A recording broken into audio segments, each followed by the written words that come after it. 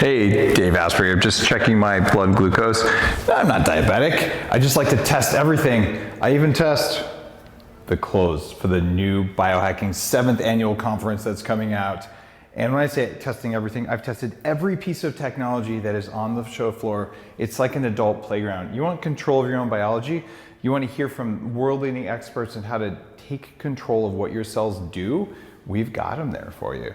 We're talking about Vishen Lakhiani, Dr. Joe Mercola, Amy Purdy, and a host of other experts, including yours truly.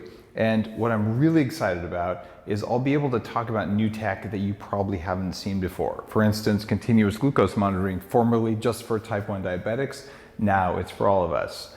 And when you decide to do this, you come to the Upgrade Labs conference, the Biohacking Conference, what you're going to experience is meeting with more than 1,000 other people who care as much as you do about making themselves better human beings at every level possible.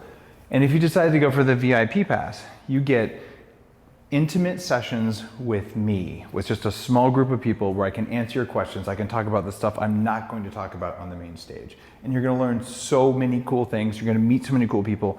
And last year, people said it actually changed their lives just being connected to our community.